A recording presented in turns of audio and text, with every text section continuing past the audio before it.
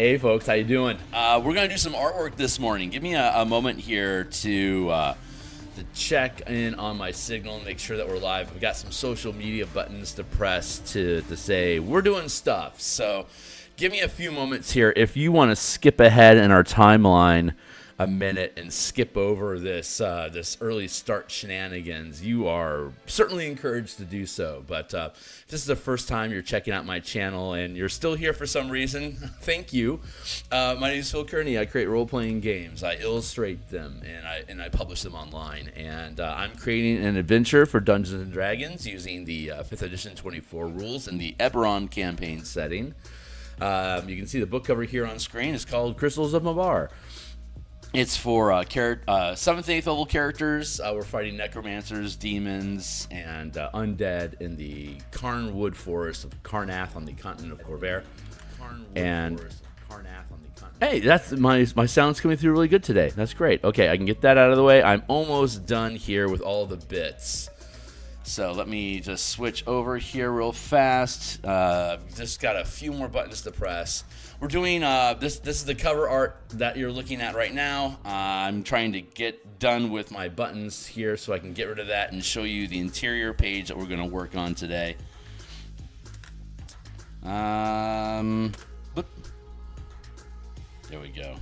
All right, hey, cool. We are good to go. So I'm going to drop my screens off there.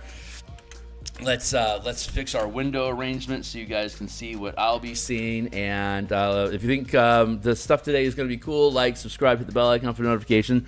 Thanks a lot. We've been picking up some new subscribers this week. I really appreciate you guys taking an interest, being involved, and we do play testing on my Discord server. Here's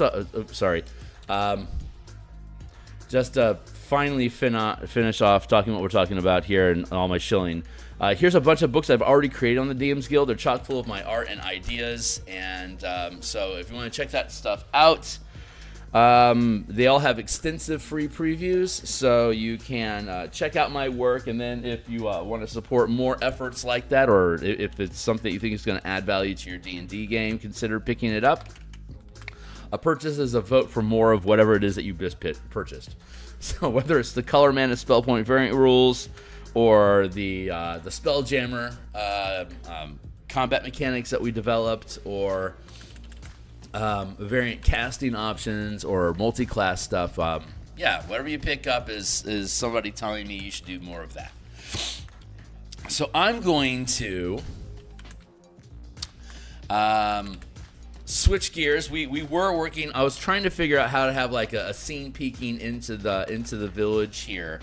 But the problem I was running into is we already did an illustration of looking into the village. So I'm feeling like I'm treading covered ground already. So instead, I'm just decided when I woke up this morning, my muse said, don't stress out about it so much.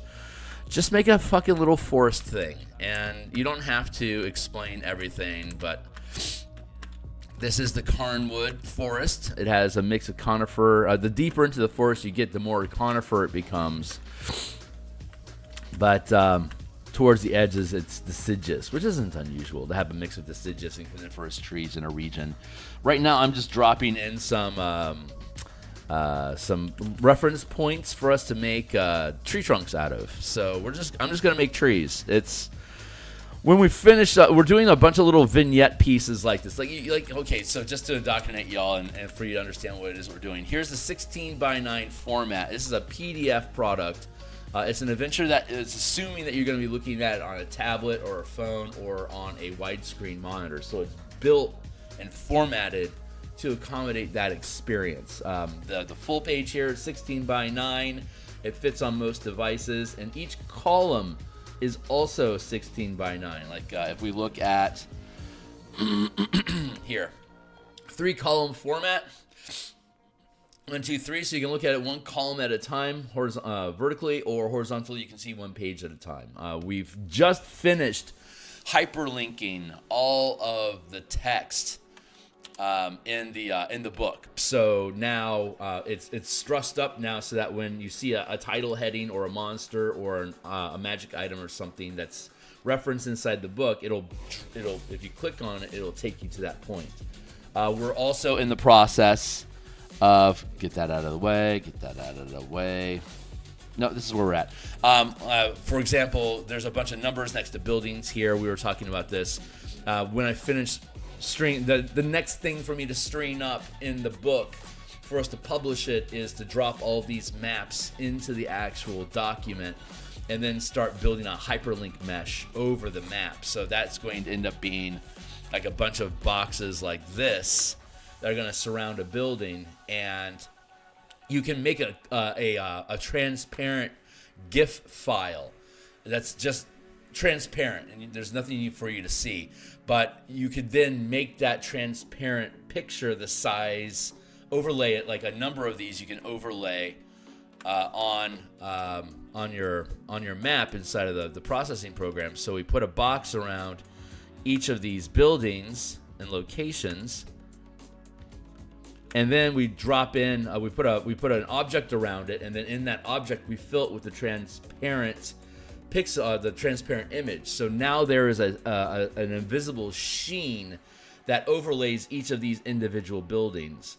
And when you in the PDF, when you click it, if you press the building, it touches the invisible mesh first, and the mesh is hyperlinked to the description of each building. So you can click the constabulary here, number 2. If you were to click that, it would automatically bounce you to the constabulary entrance, the piece, the constabulary. So it automatically jumps you to this building with the roof off, so you can see what's going on in the interior, and here's your adventuring stuff. And then you back out of the constabulary, and it's like, let's check out the Commons Hall, number 4. So you click on the number 4, and that bounces you here with its roof taken off, and you get to have whatever conversation and stuff happen here that you want. So that's how the document works. Since it's a PDF first, we can design it so that it utilizes the monitors that are going to view the PDF, and then use the mechanics that are available in a PDF to make this a more intuitive and ergonomic experience. We also have the rack along the bottom here, table of contents, part 1, village, Carnwood Forest, part 2, the manifest zone, the Forgotten Cemetery, the Flooded Fort, the Gatehouse, and then part 3, into the Nexus, the underground facility, and then Appendix A, B, and C. Each of these will also be hyperlinked.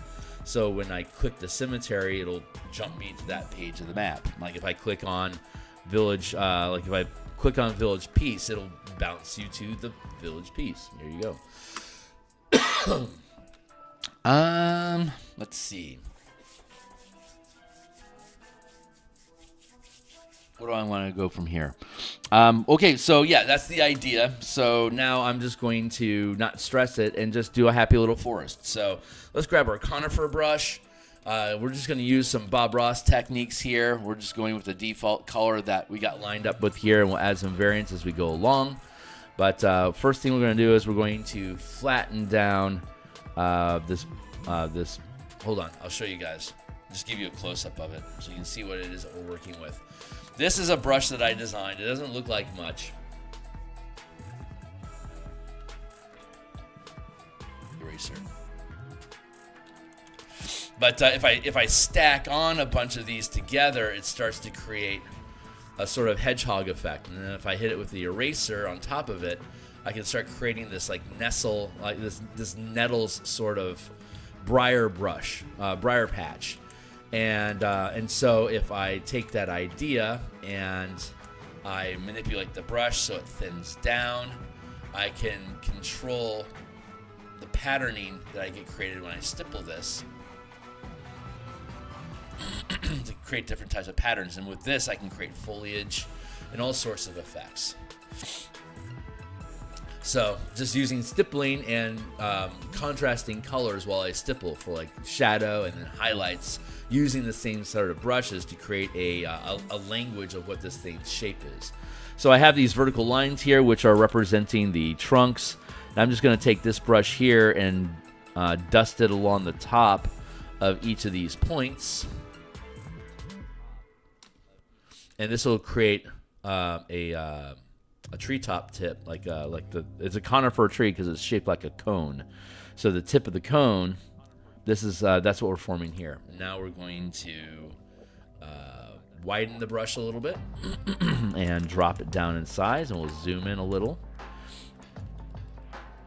I'm going to start layering on. Sorry, it's upside down. I want to have it angle and sweep upwards so it has that conifer pop effect. So I can start off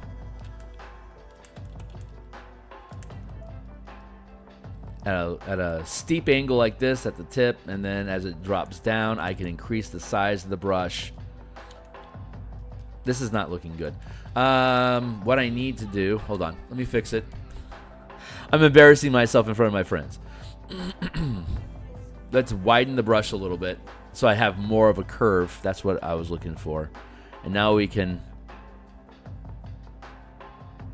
dot these things in and even have a little bit of contrast going there.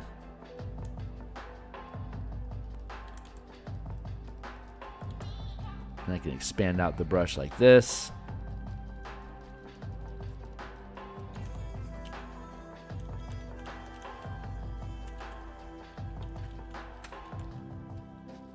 I can cut away at it to break up the pattern.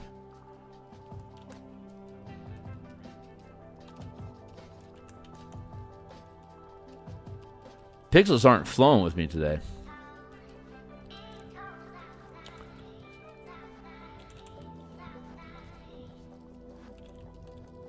And then I can dot in and erase a little bit here, and the trunk still pokes through. It starts to create a little bit of a fun little pattern. So then I'll come out here and I'll just accentuate the little tufts out here. It's a little bit longer than what Bob Ross would need to do to make a happy tree, but the end results are pretty good. Yeah, happy little tree. So we're just going to do a bunch of trees.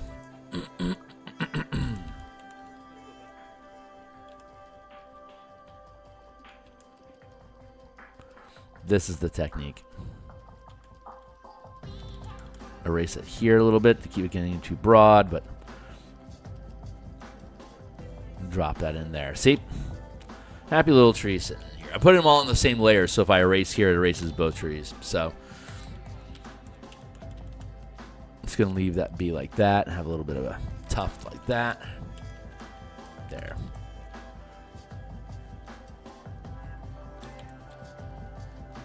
Oh, I'm going to put this all in a separate layer because it feels right.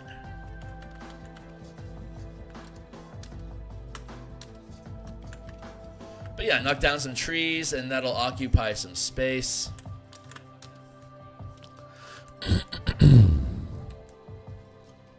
And then we can just see what we're looking at and if there's anything cool about it. So we got an hour to burn this morning. I thought I had to my pilgrimage to the downtown office in Seattle. That is next Wednesday, not today. So that allowed me to jump back online here with you guys and get some work done this morning before I begin my day job work. And in celebration of not going downtown today, I think I'm going to stream. I'm going to have a lunchtime stream. We've been going through the Mystic Arts UA, and we have yet to finish the vestige for the Warlock. So I think I want to spend some time at lunch today to log on and just look at. I haven't looked at it at all. I don't know what it can do. I don't know what it's about. I know it has a familiar because I saw a familiar stat block or like a companion stat block. Kind of just by that alone, it kind of gives me an old 3rd edition. Man, what were those things called? Hex, the Hex Warrior, which was like a 3rd caster, but it could do a bunch of curses, and it had a shadow dog. It had like a shadow mastiff companion. It was a niche class. I never actually played one. I think one of my players dipped it for a few levels to pick up the companion and the curse ability, but didn't stay for long. There were some neat alternate core classes in 3rd edition. I mean, they turned out a lot of them, kind of like how Paizo turns out sub classes. 3rd edition used to do that, just tons of classes. And some of them were really cool. Some of them were meh. But even the meh ones had some sort of like gimmick or unique feature to it that it made it interesting to look at when you were trying to build into different prestige classes and multi-class combinations. They were worth looking at. But yeah, never actually ran one myself. I'm pretty sure one of our optimizers on our team back in the 2000s used it.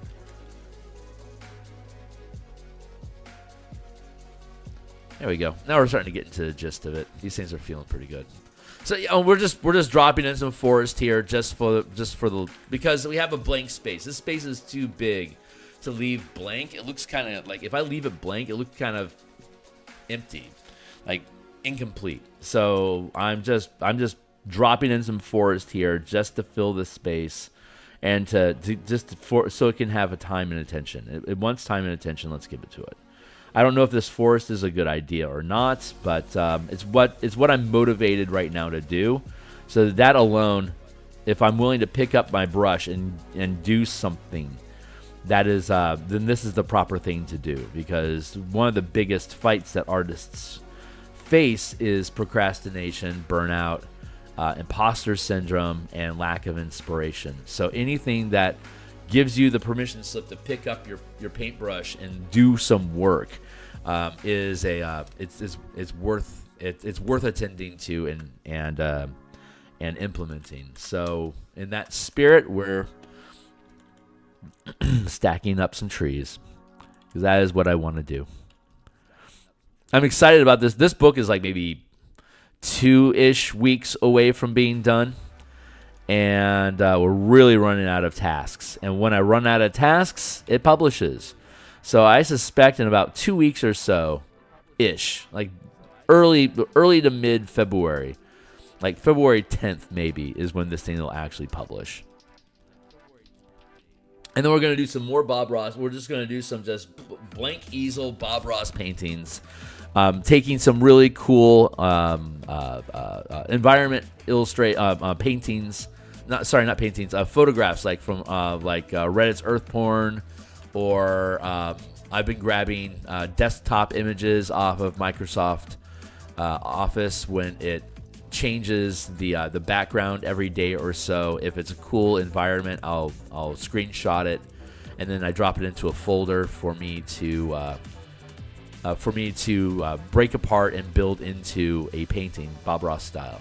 So we'll be doing probably 1, maybe 2 of those, depending on the tempo. And that's going to give me an opportunity to kind of switch gears, debrief from this project, and the next book that we're getting serious about publishing is the Bastion campaign and the 5 color mana spell point variant rules, the martial power system, and the Spelljammer Mecha Kaiju mechanics. So I've got literally a ton of shit on my plate. Hey, Defected, it's good to see you.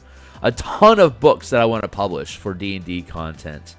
And the way that I do it is I build it, I play test it, I format it, and hire an editor somewhere in the writing and formatting process.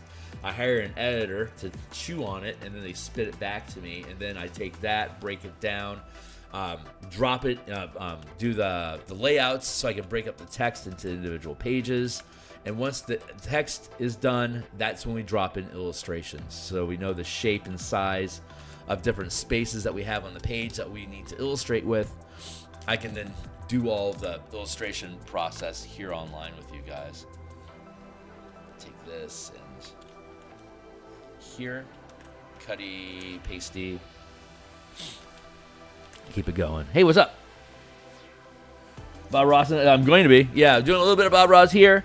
And then we'll be doing more Bob Ross paintings when we finish this as a palette cleanser, so that I can have a smooth emotional break from this project and start in on the next one. Because we got a lot of books that I still want to do before I can say I'm content with both 5e and D&D in general. From there, I can decide, like, do I want to do more like niche Ravnica character content, or Do I want to build out bastions from different campaigns, or do I want to lean into more Spelljammer combat stuff? Or do I want to start something completely different? So, my trap is that I love D&D, just period. I've been playing D&D. I've been running D&D for nearly 40 years, and I love the IPs. I love the settings. I love in 5e in particular. I love the mechanics. I think they're fantastic to design for. DMing a 4-hour game is in the 5e game engine is admittedly time-consuming to prep and challenging to run. Once you get into higher levels, like double-digit, it honestly, I talk it off like it's not that big of a deal, but it really is challenging to run high-level characters, probably in almost any game system. But in D&D in particular, and it always has been because of the accumulation of powers of just raw power that the characters accumulate over the course of being, heroes. They get a pretty significant power glut and become formidable foes. And adapting your DMing style to be reactionary once they start being powerful enough to call the shots around level 12. You as a DM, you become more reactionary, but that also means you need to be faster at prepping content because you're taking guesses at what the characters are going to do, but they can do so much that they could either go in a direction that you didn't anticipate and open up new channels of exploration you weren't necessarily ready for, or they knock down objectives that you did anticipate faster than you had anticipated. So they churn through your content more quickly than you anticipated, so you have to pad it to buy time to help buffer before something canon happens that starts locking you down a path that you haven't explored before, so you feel off guard or out of position.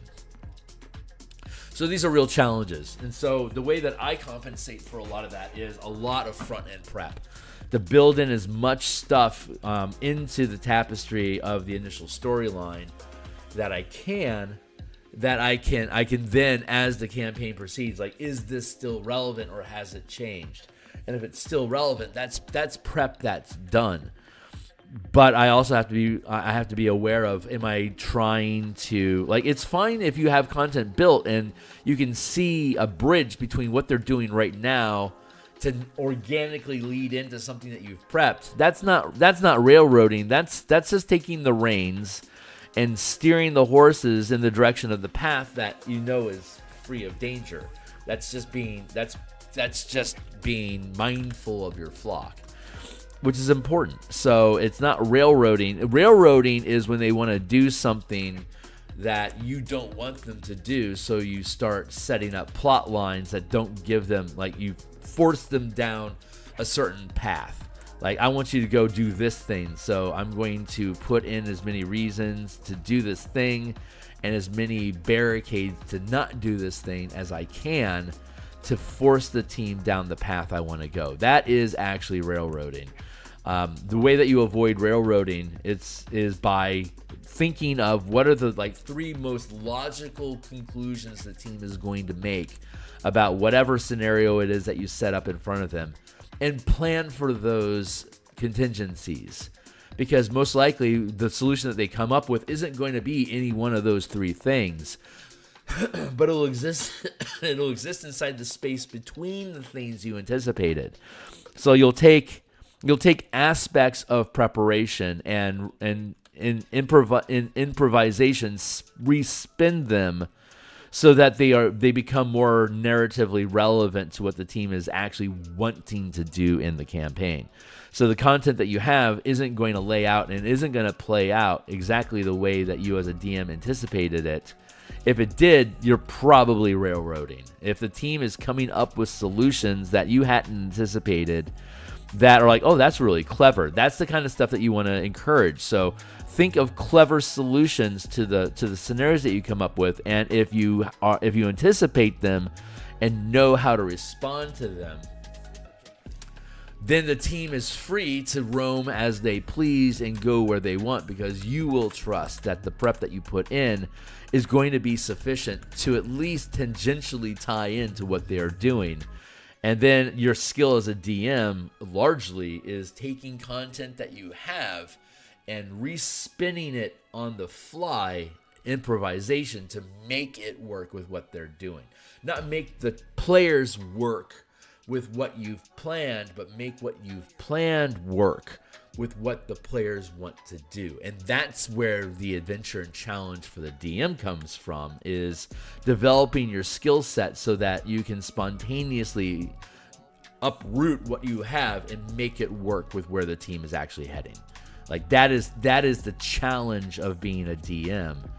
And then your downtime, your off game prep, whether it's just laying back and listening to some Zeppelin and just thinking about what's going on in the campaign world, or actively building a map to the next dungeon, or researching monsters to populate the next region that the team is going to explore. That's all prep, and it's all time spent just to familiarize yourself with the world that the players are playing inside of, so that as you go, you're filling in some details about society or structure or monster hierarchy in the region, or CR threat, or dungeon density in an area, war-torn, or whatever. This is just information that you as a DM, as a storyteller, are logging into your head about this world that we're running. If you're running an Eberron campaign set in Karrnath, it's productive for you to just spend downtime not thinking about Rome, but thinking about what happens in Karrnath. What's Karrnath like? What are the people like? What's the weather like? What kind of shit do they have to go through? What's the worst tragedy that had happened? And just keep a log, just a running dialogue with yourself about a fictitious history of Karrnath that you're generating for that nation, to start flavoring the attitudes and dispositions of the people that live there, because they're the ones that are living that place. They're the ones that have dealt with the tragedies and the triumphs of that nation state. So they're going to own that as a people and start differentiating from that, like what happened in Aundair or Thrain or Breland or Droam. How are these nations sculpting differently, and what kind of shared experiences do they have that somebody in Kabara or Stormhold won't relate to? This is just quiet background information that just subtly breathes life into the denizens of the region that the players are exploring. And once you start understanding the psychology that you're developing for these areas, you can start just automatically feeding in what kind of a response are they going to have to the shenanigans that the players come up with. Because once you understand the motives and the incentives for the people in the region that you're exploring, or the dungeon that you're in, or the fortress that you're trying to infiltrate, once you understand motives and incentives, it runs itself, because everything that the team does, you just run against that quick little litmus. It's kind of like each environment, dungeon, town, guild, religion, whatever it is that the players run across. It's like you should have tenets, like a paladin's oath has a few like bullet points, like this is how you act. If you even just internally or written down have like some tenets, like what do these people do? What are they like? Are they cannibals? Why? What do they need to have happen for them to want to eat flesh? Is it a ritual that's tied to certain times of year? So we're only cannibals in the fall. That could be a viable thing, or it could be the only way we can regain spell slots is by eating the flesh of a follower, and that might be like a Yenogu sort of doctrine that Yenogu won't give gnolls. Like gnolls are creatures created by a Yenogu. They're basically possessed or like demonic shifters. And so you could set it up in your world that the only way that their shamans can regain mana is by eating their followers. So anyone that has any kind of shamanic power that's a null is automatically going to be a cannibal. That's super fucking dangerous for their own people.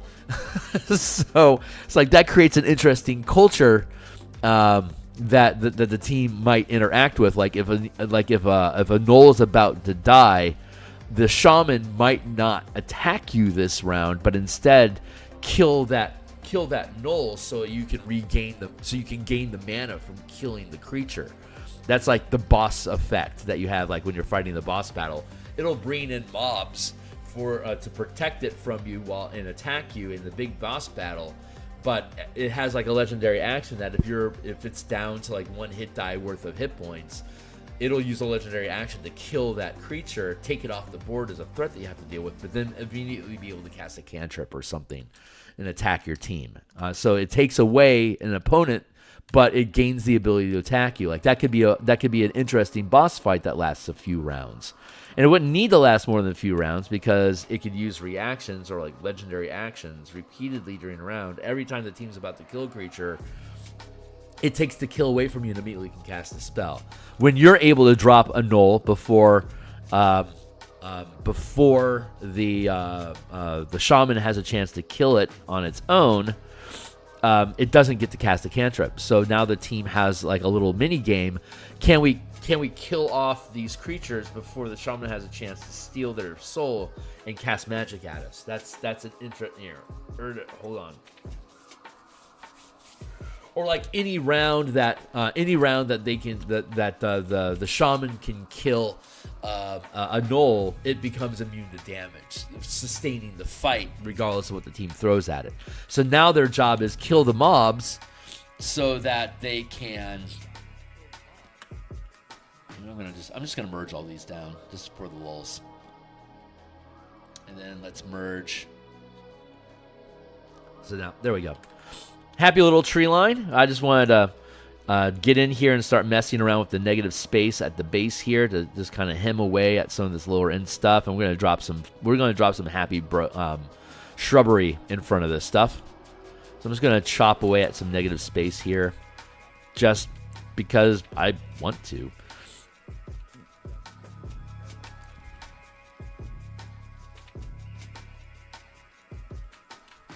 So I guess I'm thinking about this because I'm leaning more and more into the Spelljammer Eberron Kaiju campaign that we're going to be running. I do campaign prep for that on Mondays and Thursday nights. Basically designing asteroid communities and creating conflicts inside of them that the team can crack open and get involved with if they want or not if they don't. But I'm trying to flesh out.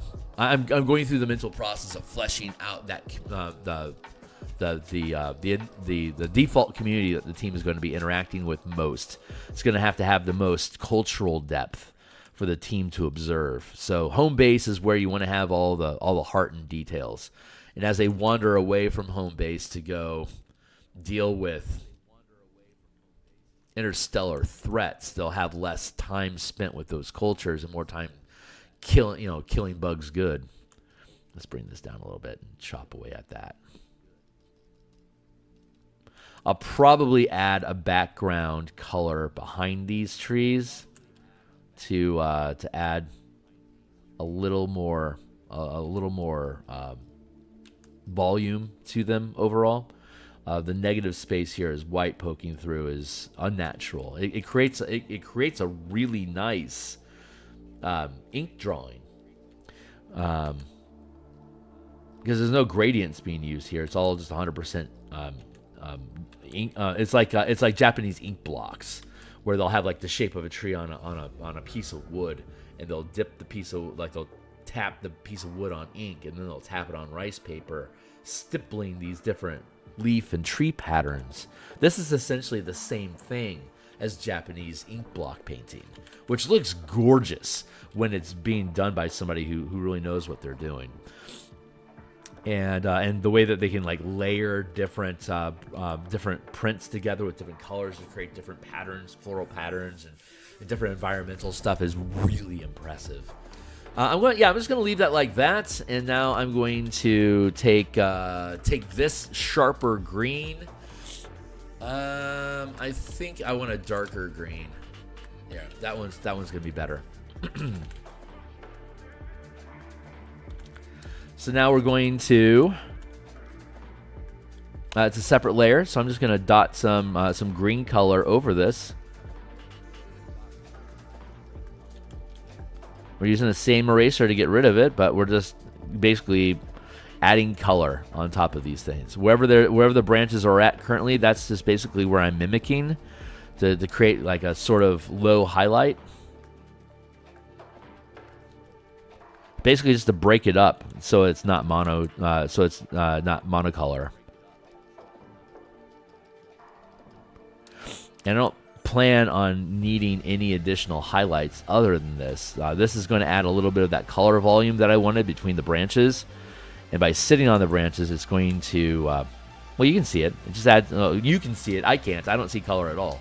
But for those that can, I reckon this is adding a little pop of life and a little splash of interest over these, while still retaining the overall feel of the stippling that's creating these things. So I'm just going to fill in those gaps a little bit. Here we go. Back over to here.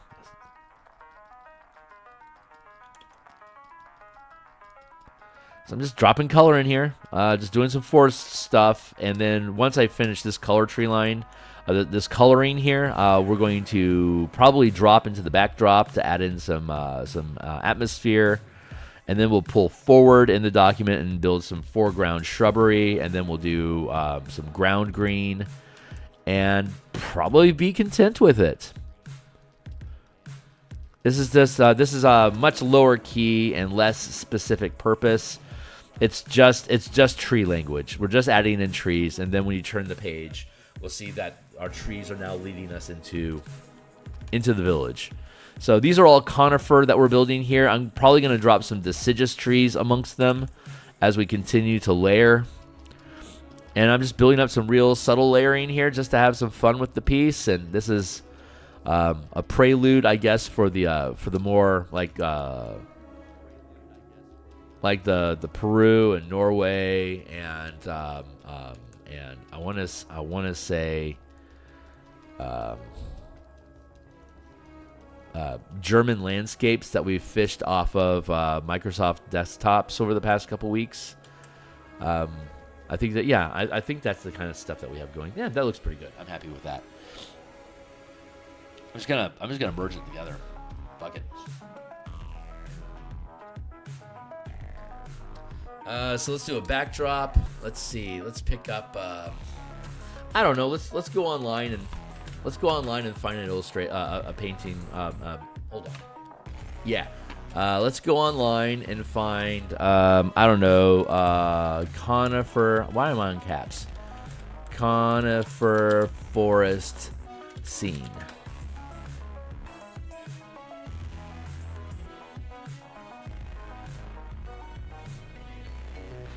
Thank you, Timely Timer.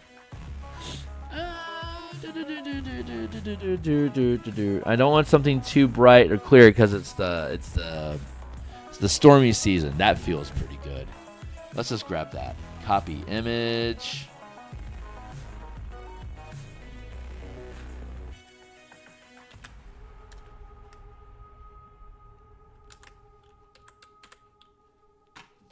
I don't see color, so this is how I do color. I grab an illustration that I like the mood and the general lighting, and then I switch to a round brush so I don't do anything weird.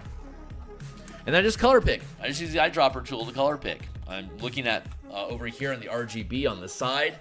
RGB, blue and green heavy. That's generally the kind of flavor that I've been running with this adventure. It has a lot of green throughout the adventure, so this feels like a decent color to go with.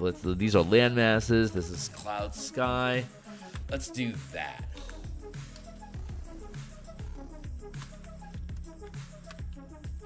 Reference. Yeah, we'll go with that. And I'm just going to just drop some color here. I'm not going to worry about the text. We're going to end up masking over the text text. But I'm just taking some color and dropping it in here, trusting the photograph that I'm pulling this from is using good color references. And then I'm going to just dot in some darkness around it here a little bit just to splash that in. And now I'm going to take this. Here's a this cloud brush that I have. Is a smudge brush. Here, I'll tap it real quick so you can see it. Too much. Dainty, Kearney. Dainty. Thank you. So you can see you have all these like little lines and cuts and curls that are inside of it. This is just a bunch of. I made that brush by basically taking a circle and dotting on like 20% and just basically stumbling it around like this.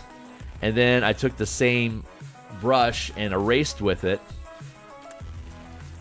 and then added back in. This is how I made this, and then basically made a brush out of that. So that's what we have here. So these brushes serve the purpose of as a smudge brush. That's it as a paintbrush, as a pigment thing. But as a brush, as a smudge tool, because it has all these little puffs of different density, opacity. When I drop the shape of this brush onto a point and then smudge it around, all the little different points of the brush are dragging at different speeds. So it creates this neat diffusion effect that feels that really just blurs out and blends the images into like a cloud, which was the intent and purpose of this brush. Is my cloud blending brush. I created it specifically because those mechanics make for good hazy fog sort of effects. If I had a very crisp sky, I'd have to use a stronger strength on the brush, because it'll have the sky will be more defined, like more separation between one cloud or another. But when it's a hazy autumn autumn sort of sky with a lot of humidity and precipitation happening, like rain, a lot of rain and heavy clouds that are burdened with water, they become less in that murkiness, they become less defined, and so it blends away. I'm kind of word salading at you a little bit. Hopefully some of that made sense.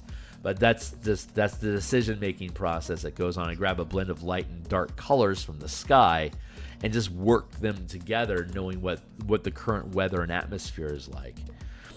And I don't worry about covering the text because it's all on a separate layer anyway, and I'm going to mask over and blend away all the excess color information that's getting in the way of the text. We'll end up blocking that out. 0. There we go. And drop the opacity. Drop the strength of the brush down like around 30%. Yeah.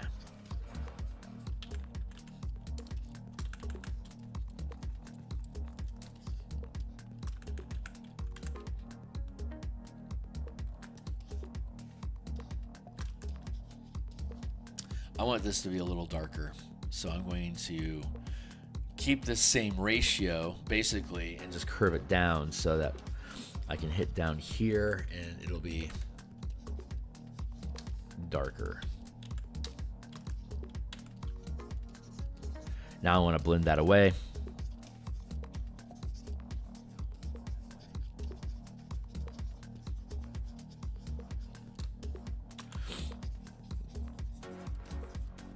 I don't see the color, but I can see the contrast. So everything that I do is about contrast and separation. Oops, wrong brush.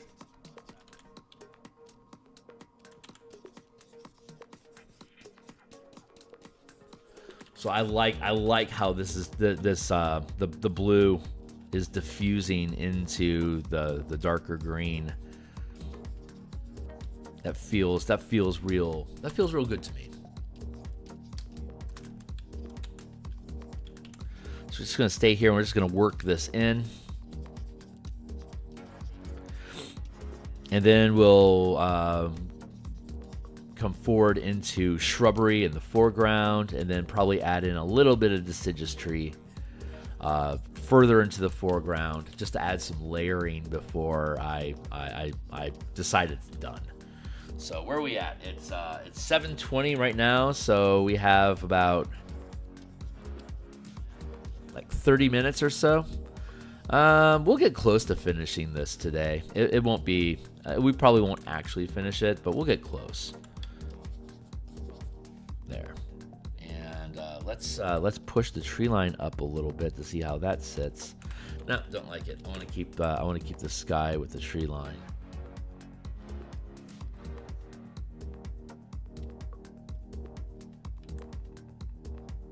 Yeah, it's gonna have to be like around here. Yep. Okay. Rough. All right, let's do. Let's do some more trees. So I'm just going to grab this color here real quick. We're going to take a round brush here just to drop in. So we have a new layer here on front of the. So we have the skyback line, we have the conifer tree line, and now we're adding a new layer. And I think I just want to dot in some deciduous trees.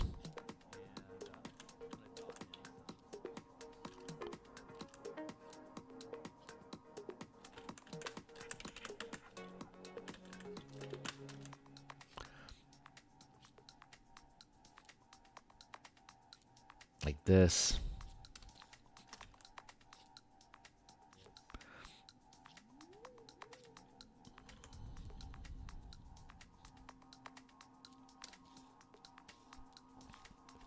Just create some variety. Just some fun. It's going to get mostly clipped. But deciduous trees are like fluffy, like cotton balls. And conifer trees are like cones. So they look different. They are different types of trees.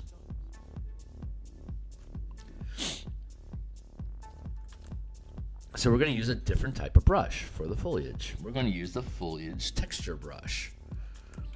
I made this for deciduous trees. It's generally pretty good. Let's grab a different color.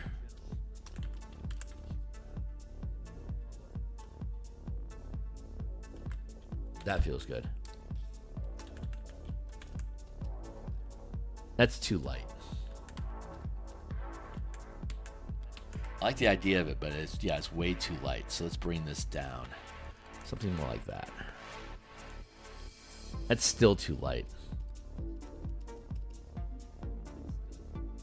Not committed to the bit yet. But that's a good pattern. I just need to bring this down a little bit more. That's probably good enough. This brush has a randomizer every time I click it onto the canvas. It rearranges its size and it changes the angle of the brush. So just by tapping on it, it naturally creates a spin blur, like a spin chaos pattern. So it's real easy to make deciduous trees this way.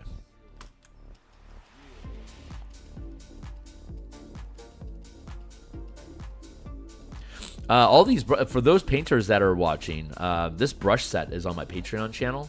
Currently, it's a free download. So if you were to go down into the description and click on my Patreon, you will see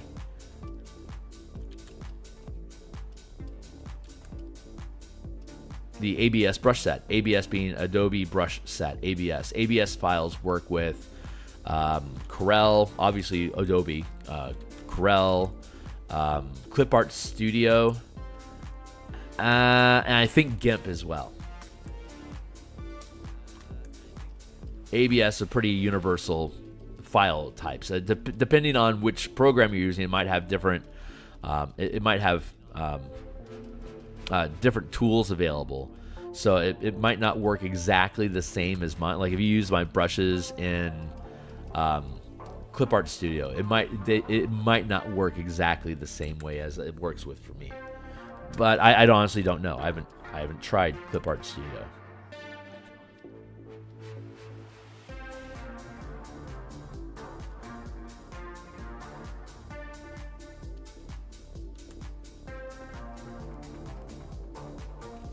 I'm going to use a lighter opacity to erase at it a little bit, to clear up some spots inside of the tree. Because then we're going to layer on another color on top of it. This will probably end up looking okay. That's probably going to be good.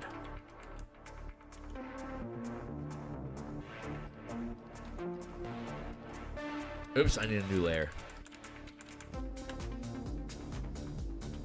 New layer. There we go. Stay inside the confines of the current brush. Erase underneath it a little bit. Add on some more. Erase underneath it a little bit. Add on some more. Erase underneath it a little bit. Add on some more. Erase underneath it a little bit.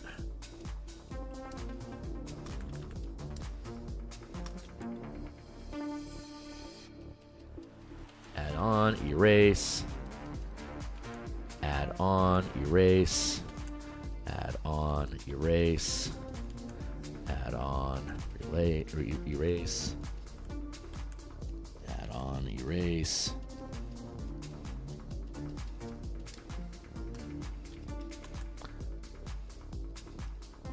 Add on, erase.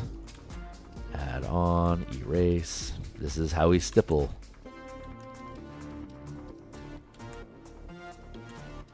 I don't know if I like these trees yet or not. I'm just making them for the fun of it. We're just fucking around and finding out. I don't really have a plan for this page, but I just know I need to fill it with something. So we're making these deciduous trees right now. I feel like I want to bond these together. Merge. And I feel like I actually want to make them squatter. Let's see what happens if we squat them a little bit. That's fun. And now we're going to, I think, reduce their size a bit to bring them in.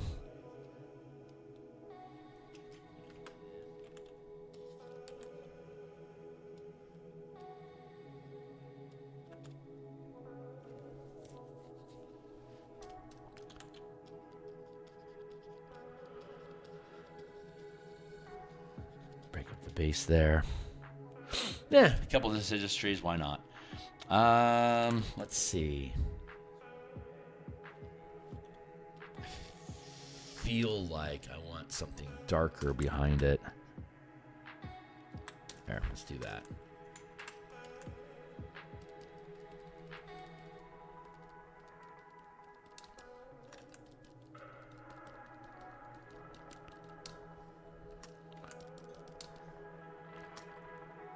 Why are you locking up? Thank you.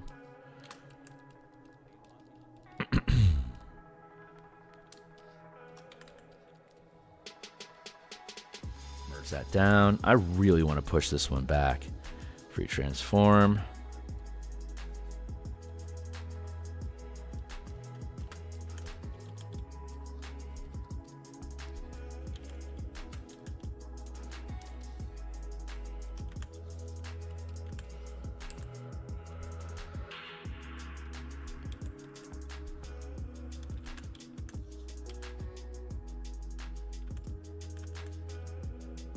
Well, that's kind of fun. And let's take these. They're too big. I need to bring them down. Free transform.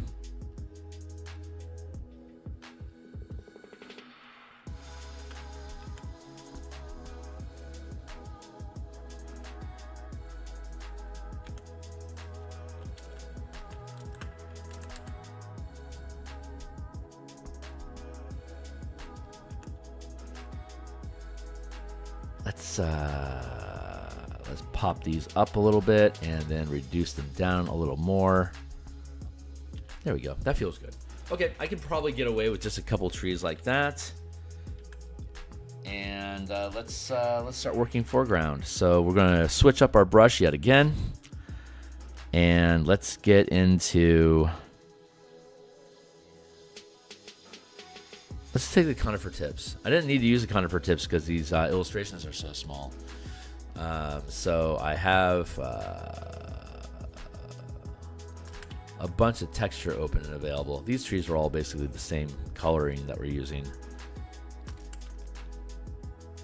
Let's grab this one. There. That should be nice and dark. Frontmost layer. Just start layering this in. Just basically adding dark to push that mid ground back. I'm gonna keep this conifer tree up front a little bit if I can. Probably not. This is dot this in here like that.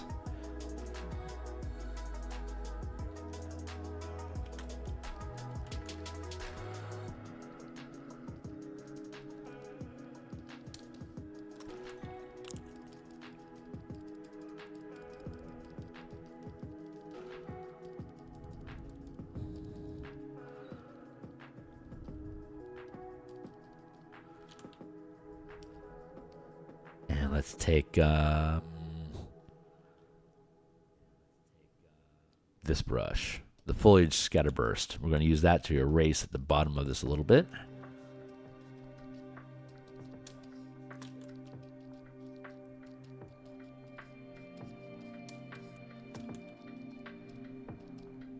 That's not so bad. I think what I want to do is, here's the skyline.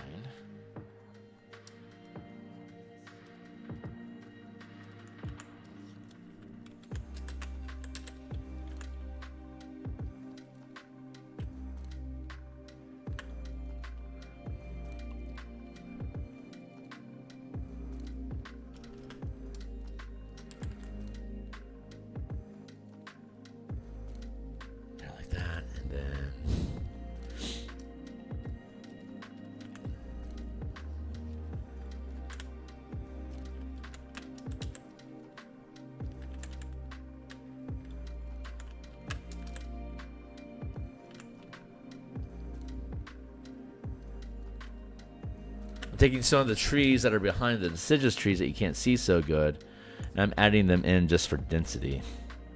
Drop that down there. Pop them up a little bit. Free transform. Flip horizontal.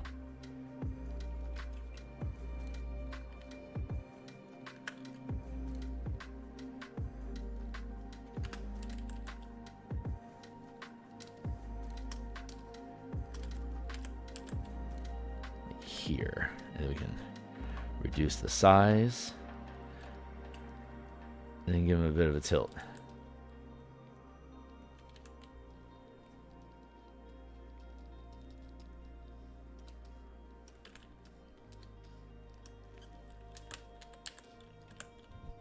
Free transform, narrow.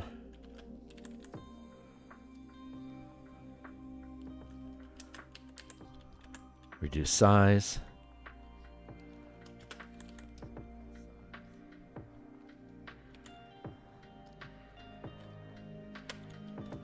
There, all that noise.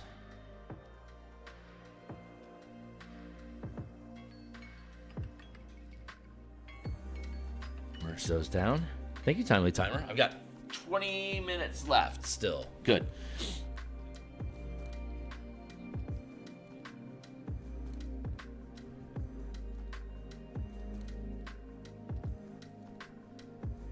Shit in the foreground.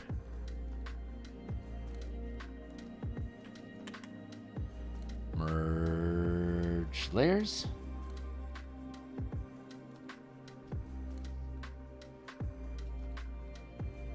There we go. Push that back. And now what I want to do is take this layer. I want to darken it. So I'm going to go into color management, images, adjust. Brightness, I'm going to take the brightness down on those just to take a look at what it feels like. I'm going to brighten them up a little bit. Actually, I think I want to brighten them to help show some more atmospheric disturbance. And I'm going to reduce the contrast just a smidge to gray them out.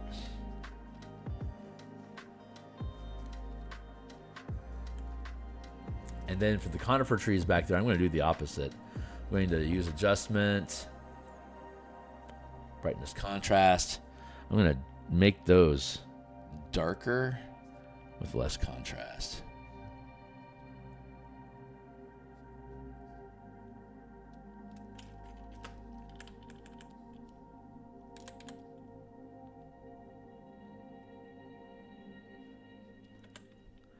Free transform, flip horizontal.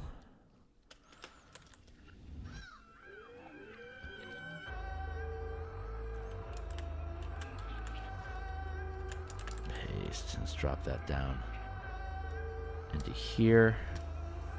Merge those together. Nope. I was merge all. I want to just merge down. Thank you. Merge down. And then, cool. Now I can take that and lighten it up a little bit. That feels pretty good. All right. So that felt good to do. Here we are in the foreground.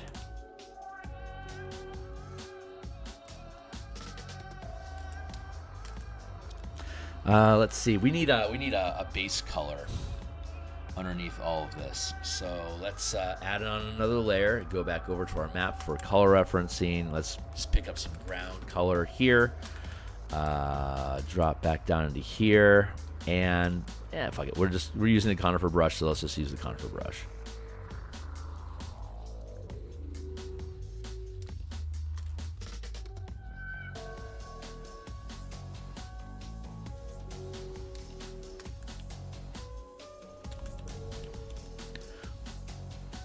Let's use a rougher texture. Let's use this texture. That's nice. There. No, that's a horrible brush. Wrong brush. Let's just go back to where we were.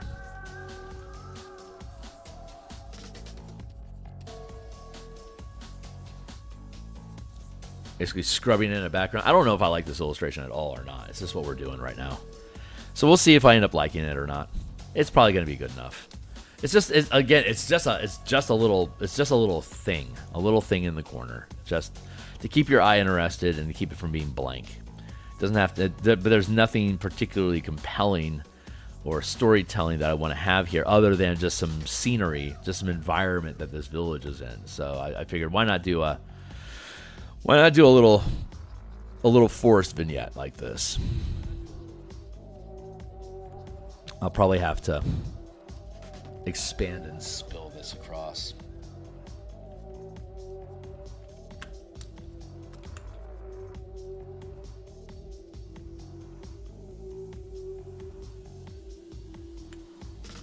Let's flip it horizontally. Just to mess with the audience at home.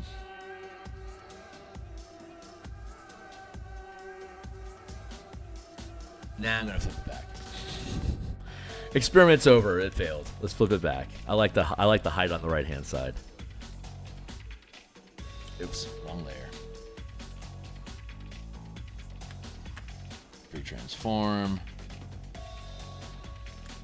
Flip. Free transform. Flip horizontal. Yeah, put it back.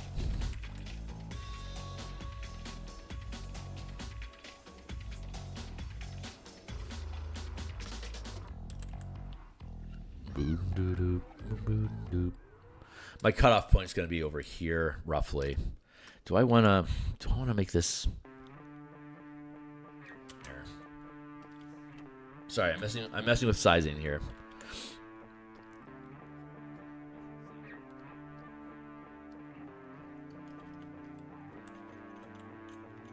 That's pretty good. That's pretty good mass. Let me push this over here like that.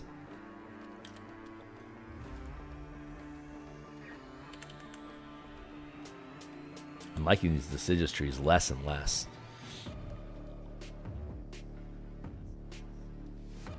So let's push them back. These are okay. I'm okay with those. They don't stand out very well though, do they?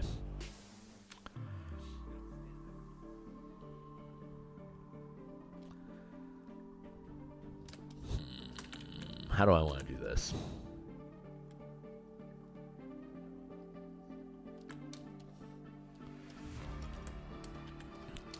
do I want to just paint over those trees and redo them? Kind of, yeah. Kind of, yeah.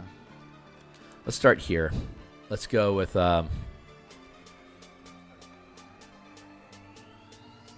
let's mix up a variety. Let's switch to a different brush and see if we can layer that over. Let's go back to our foliage scatter brush and see if we can fold that over this to make it a little bit more interesting. It doesn't have a lot of contrast. That's the problem that I'm looking at right now. It doesn't have a lot of dark register compared to the tree line behind it.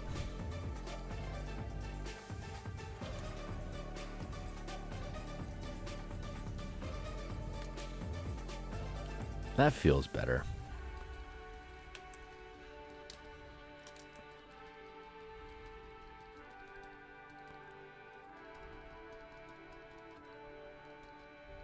Let's do some of that.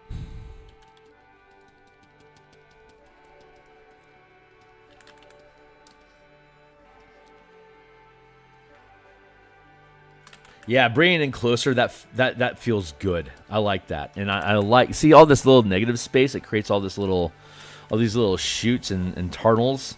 That's fun stuff. That's just good shit. So I'm going to layer in front of that. We're going to grab.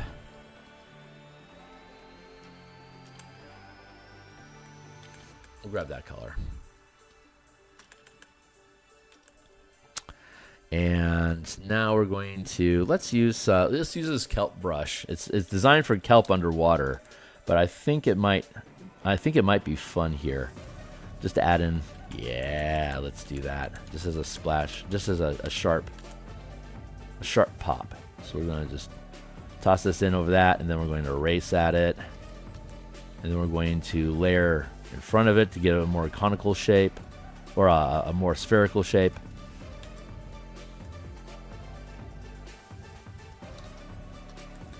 And then we erase at the base. Erase that, and then we add in another layer in front of it with a different curve.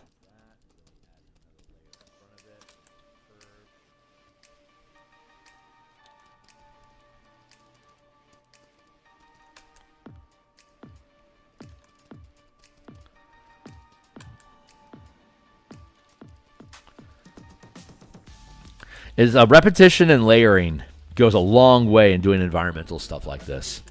Just adding density is basically what you want to be doing.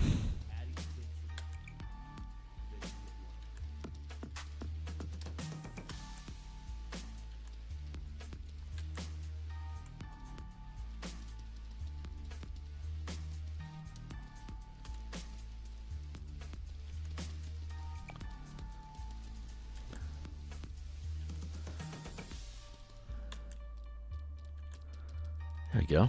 Toss that in. Yeah, it's not so bad. And then we're going to do another layer in front of it. Let's grab, our grass ripples.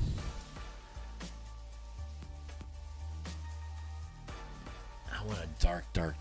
I want a dark.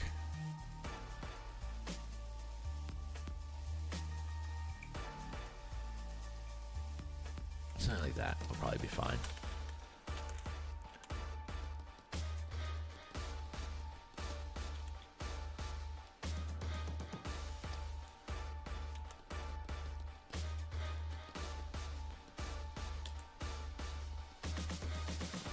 I'm just stippling. This is just some blades of grass sort of thing. I'm going to reduce the curve on it.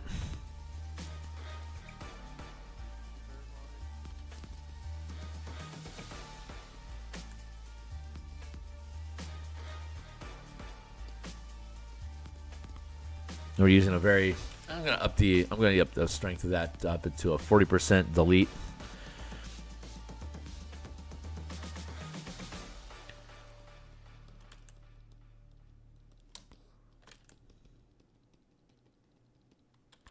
And I'm going to use the same brush to pull. Let's create some grass effect. So we add in, we erase, and then we flip the brush over and we pull. We drag and pull up just to create a shoot effect. And when you layer it over and over again, it ends up looking like grass.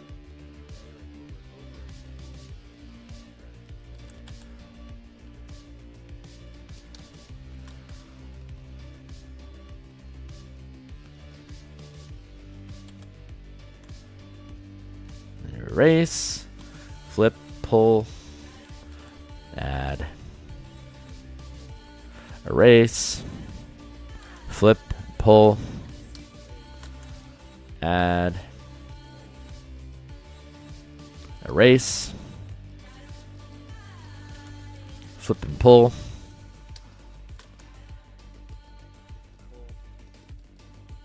add, erase, flip and pull, add, erase, flip and pull.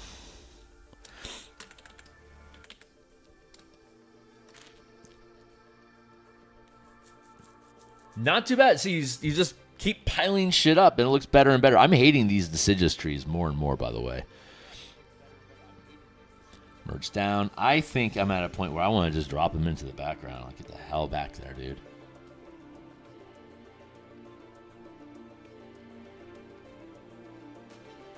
And drop the opacity on them so they have that backline feel. I want to flatten them a little bit.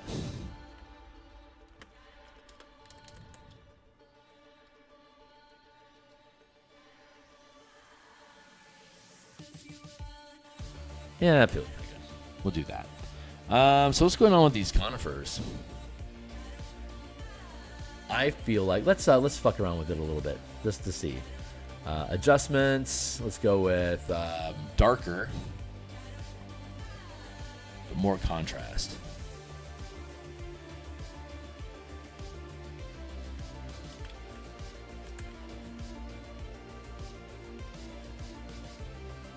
Yeah, I feel like that upgraded them.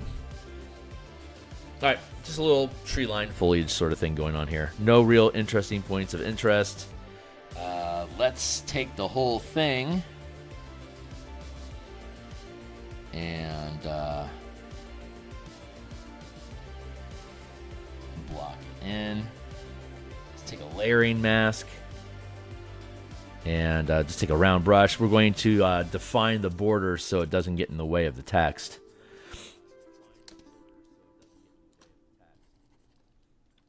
And create an edge over here. Let's go back to our...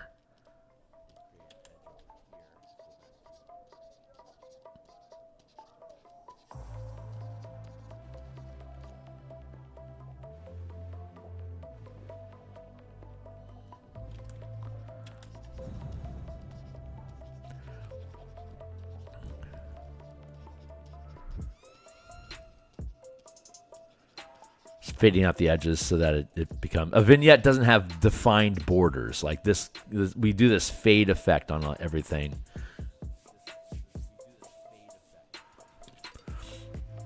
And then we drop it off the... If it hits the margins of the page, we just drop it off the margin.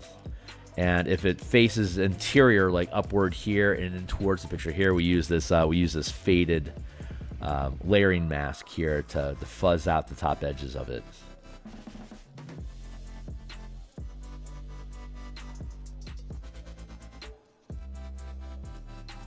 And in this instance, you know what? I feel like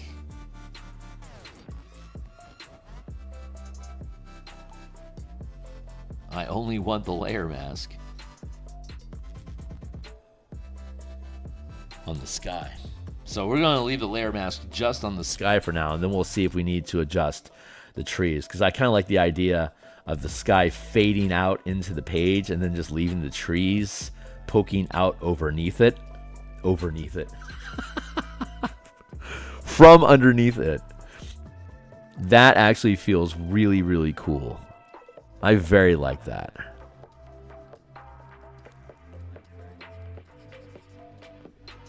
Oi, hey Steve, how you doing, my guy? How you doing? I just want to say, and I appreciate how many new people have been jumping onto the stream. I am a very modest channel. I have 643 subscribers.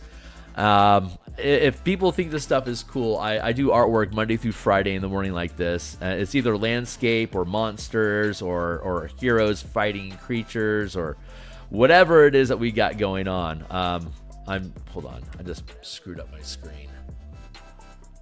Thank you.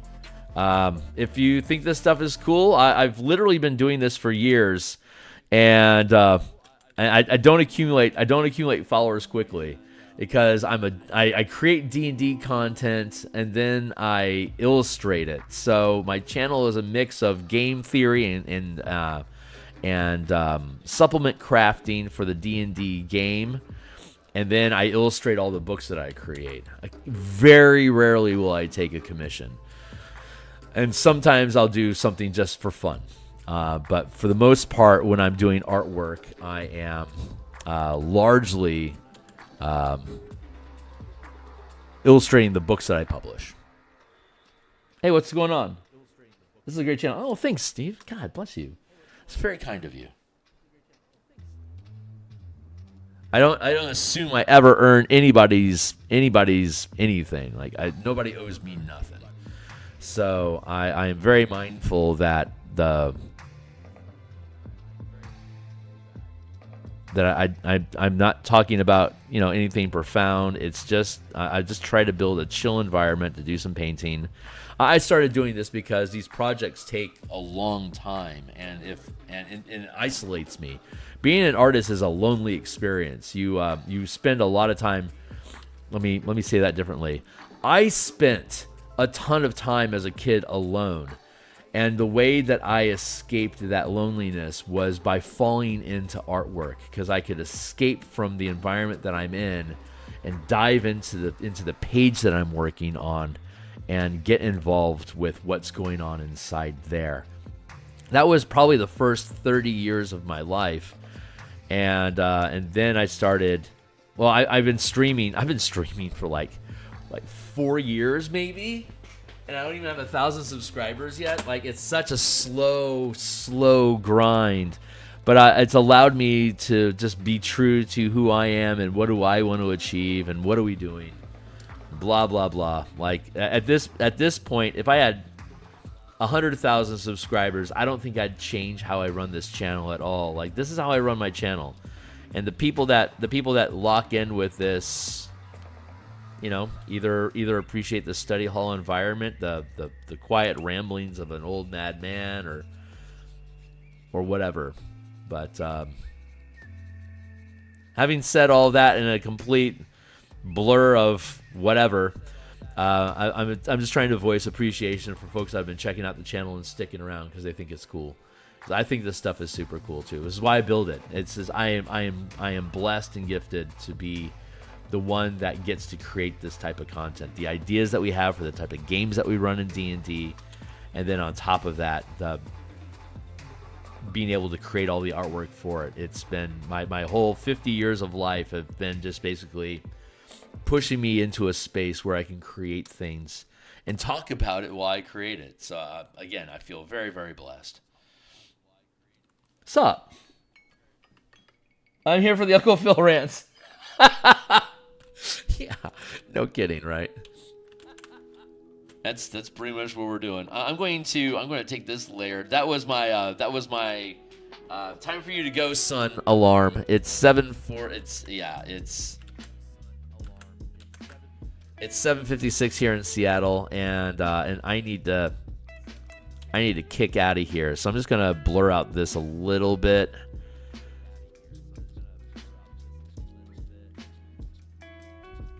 There we go.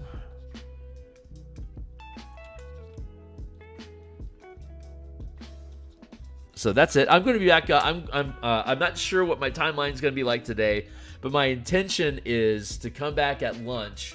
Like, I think I have a meeting at 1 o'clock.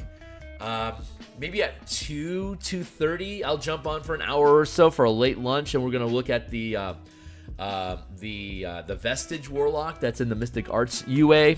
We've been translating everything into the color magic paradigm, and I love Warlocks for the variety of having long rest and short rest mana available to them as they gain levels. I think they're super cool.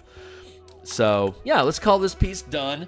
I'm gonna see here real quick about dropping the opacity on the piece overall.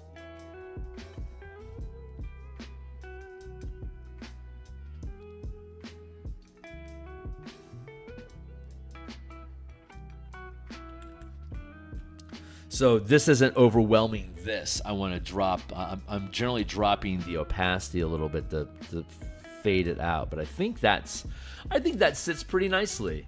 I am rather happy with that. I'm going to, just a little bit more, I think I'm going to push up the size a little bit.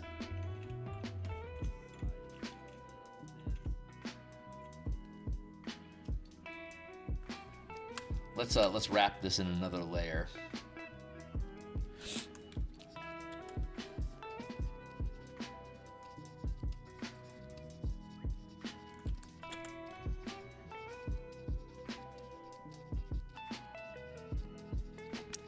Let's fade that out. And we'll be back tomorrow morning to do more. We'll be back at late lunch today to do color magic with Vestige Warlocks. Tomorrow morning we'll be back on, and I have the ability to call this one done. I'm content with it. So that's another illustration that we're knocking down. I am very much pushing my gotta go mark, but before I do, I want to we'll call this one done. That's good enough. It's good enough. So it goes from this page here into this page here. Yeah, that is really faded. I should honestly drop the opacity on this. Oops, that's too much. Too much, fanboy. Back here. I should drop the opacity on that just a little bit more. Then we're going to drop into this page here.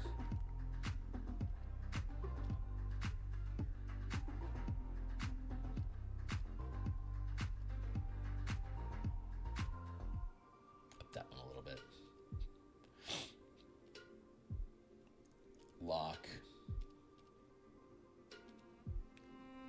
Feels good. That feels real good. All right, so these are done. So let's go to our update page. I'm going to save this real quick and knock it off. Let's switch to my mouse. Just another minute before we go. So let's open up our left to do document. Page 8 has been completed. That leaves us with 1, 2, 3, 4, 5, 6, 7, 8, 9, 10, 11 illustrations left. So I'm going to roll 2d6 minus 1 to get a range of 1 to 11. 2d6 is a range of 2 to 12, minus 1 is 1 to 11. So rolling 2 6-sided dice. I rolled a 3, so minus 1, that's going to be 2. So 2 pages down is 26. So page 26 is the next page that we're going to start on tomorrow morning. Let's knock that guy. Page 26. Is that active in my roster? There we are. What is page 26? Let's find out together. This will be the piece that we work on tomorrow. Oh, lucky us. All right. So this spot down here needs an illustration. This is one of the Bob Ross paintings that we had done for the Carnwood. Here's some maps for fighting monsters in the Carnwood Forest.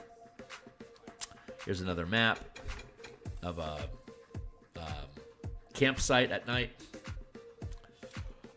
Here's another preset encounter up a tree where there's NPCs are stuck in a tree being attacked by these cursed dogs at the ground.